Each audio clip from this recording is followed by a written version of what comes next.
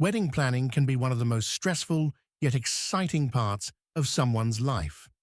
You get to start your life with a person you see yourself getting old with. It's a new beginning of hopefully forever. Well, that was exactly how 21-year-old Britany Zimmerman was feeling. She was on a wedding planning rush. Her head was still in the clouds after her boyfriend of many years had just proposed to her, and she was neck-deep in plans for her dream wedding in Hawaii. Life couldn't be better for Britany. She was going to school to become a scientist and had a plan for her whole life. All of her plans, though, were put on hold for good because she wasn't expecting to be killed so badly in her own home. There were a lot of mistakes, long investigations, and empty vows in the tragic case of Britany Zimmerman. She died on an ordinary day in April 2008, leaving her family and friends in a lot of pain. She was born in Marshfield, Wood County, Wisconsin, on November 15, 1986. Her parents are Kevin Zimmerman and Jean Zimmerman. From the start, Britany and her brother Matthew were very close. Britany was known as bubbly and lively as a child. She liked to read books and watch movies. The Chronicles of Narnia was her favorite book series.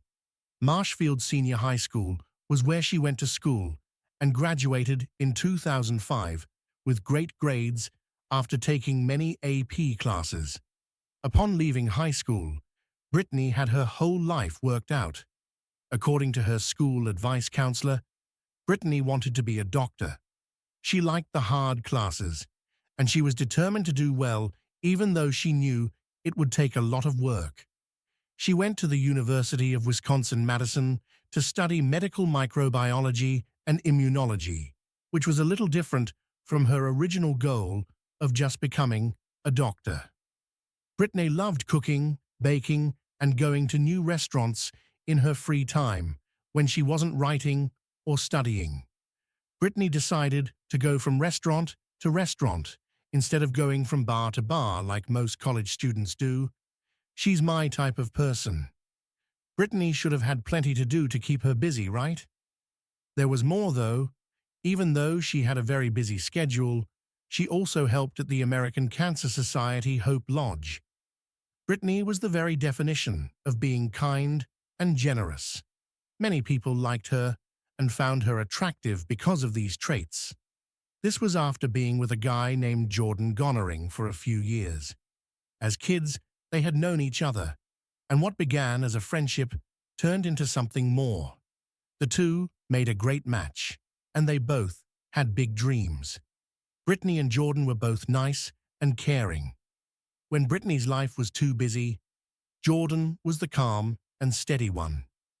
People would think they had been married for years if they saw them, even though they were still young. It was clear that these two were in it for the long haul. When Britany got into the University of Wisconsin-Madison, Jordan followed her. Eventually, the two got an off-campus apartment in the downtown Madison area. Jordan believed in Britany's goals and dreams and was always there for her, through good times and bad. They had been dating for a long time while they were in college, so it made sense to make things legal.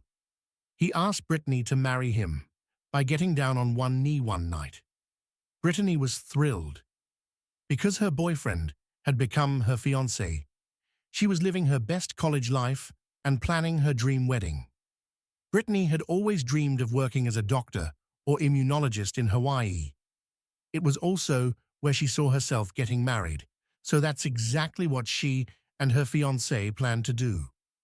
Britany had also been working at the university campus registrar's office for 3 years at the time of the case. You got it. She was professional, on time, and perfect. Everything points to Britany having a pretty normal, if not perfect, life. When things are going too well, though, one bad event or situation can flip the switch and ruin everything. That's what happened to Britany, which is sad. Britany had a lot going on April 2nd, 2008. The next day, she had lessons in the morning and got home around 11:30 a.m. She went to the house to meet her fiancé, Jordan, and they even talked on the phone longer. After that, Britany worked on her laptop for about 18 minutes, from 12 p.m. to 12:18 p.m., according to computer activity. But after that, things went badly very quickly. It was only 1 minute later, at 12:19 p.m., that Britany's phone called 911. There was silence on the other end of the line when a female operator answered the call, but what sounded like screams and a fight could be heard. The operator kept asking questions, and when there was no answer, she shockingly cut the call off.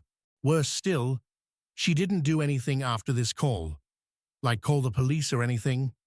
She thought the call was an accident and that there was nothing wrong. That wasn't the case, though.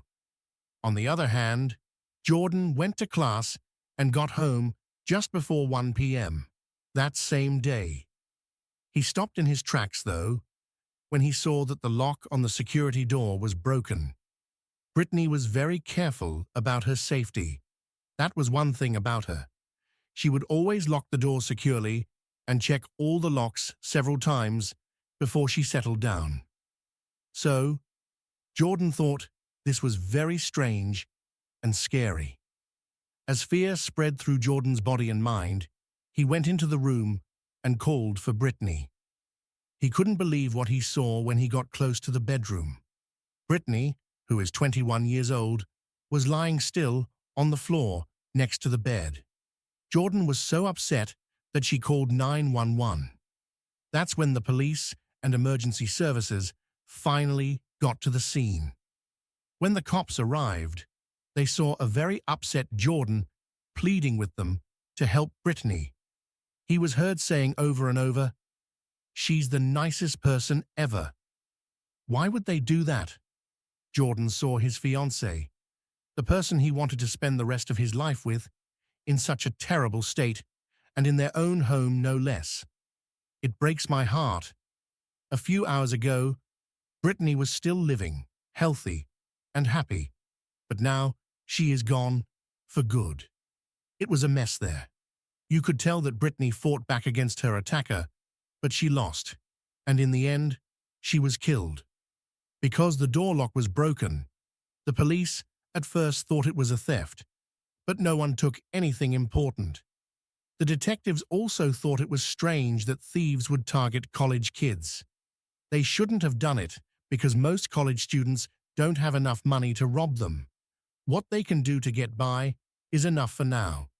To give you some background, that time in Madison, Wisconsin, there was a problem with homeless people breaking into people's homes and taking things, even though the area was generally safe. So, did someone get into Britany's house? Shouldn't they have taken something instead of killing her? That was the point, right?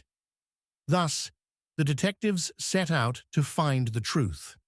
They used swabs to clean up the area and found many fingerprints, tracks, and DNA samples that they didn't know what they were.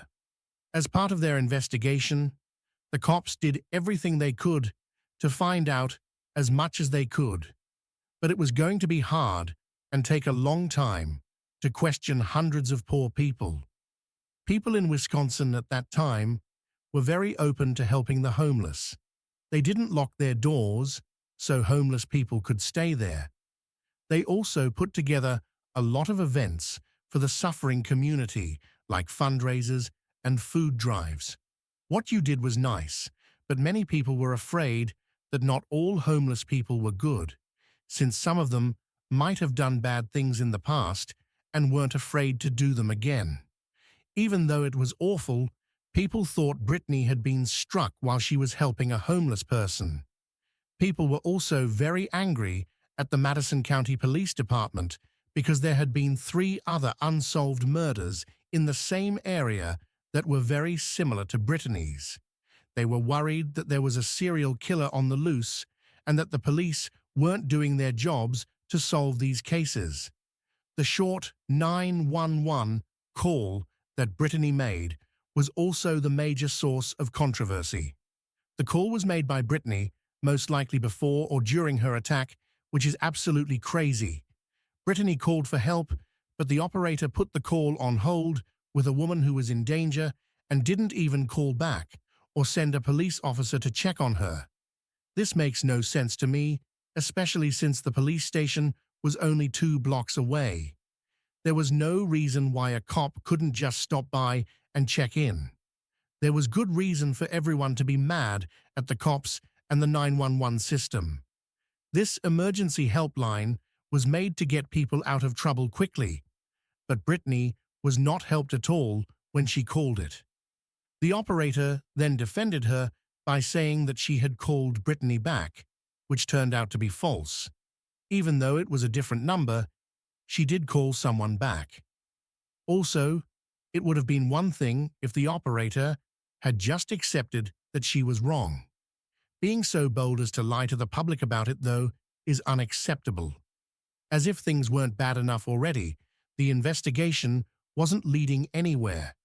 The police were asking a lot of homeless people and had a list of people they thought might be involved, but the investigation seemed to have ended.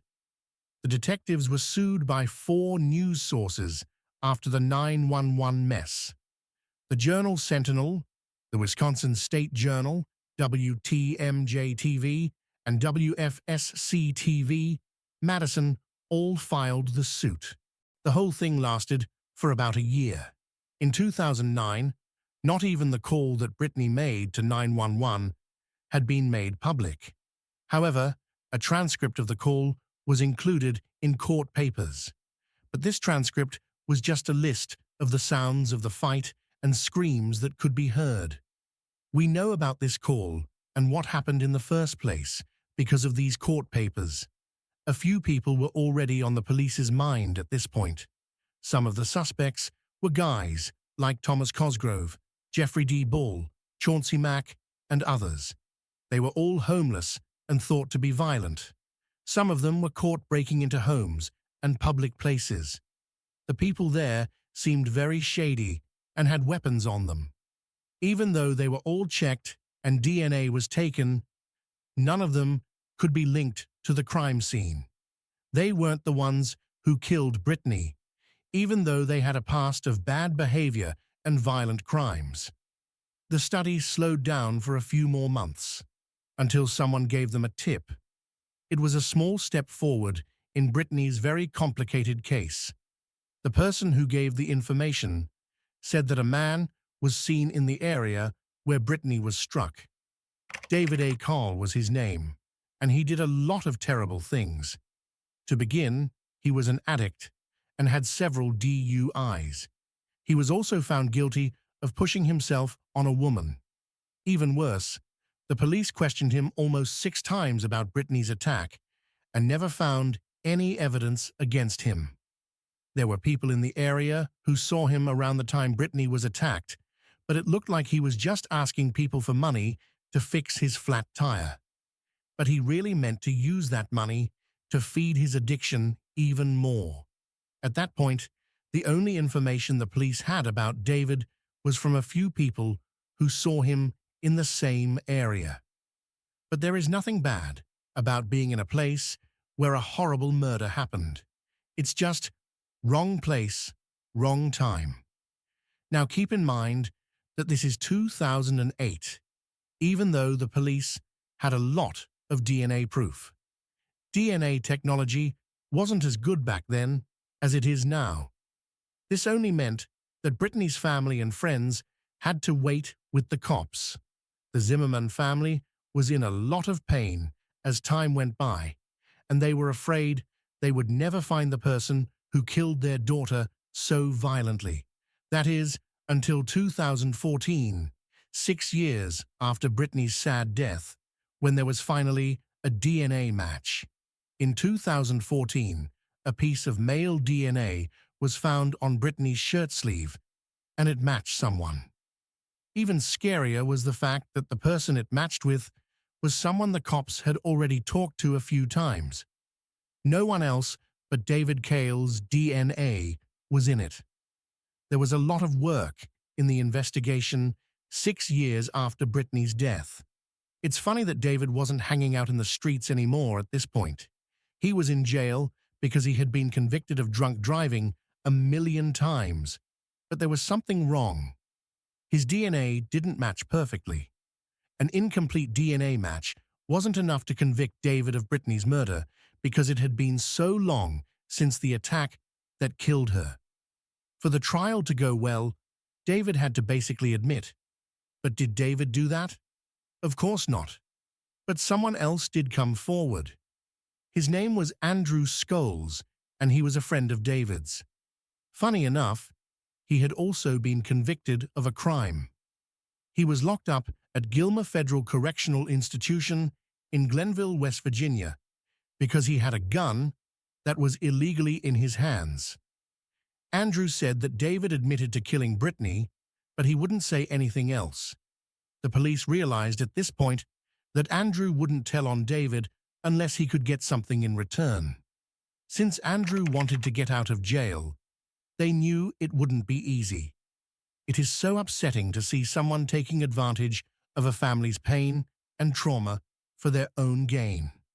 The mother of Britany, Jean, begged Andrew to do the right thing and help bring Britany to justice, but Andrew wasn't moved. This small bit of hope slowly went away as well, because the police knew Andrew wasn't going to change his mind and was just wasting everyone's time. Because they had every right to, the cops wouldn't let Andrew out of jail or make a deal with him. In the end, his plan didn't work out. No matter what, he was stuck in jail. And good job to the detectives for not giving up on this case. Andrew had been out on parole since 2015, but he died in a motorbike accident in August 2017. This meant that the Zimmerman family would no longer hear from him. David, on the other hand, was playing his sick game of cat and mouse with the cops. He kept dropping hints that he had killed Britany, but he wasn't fully accepting it.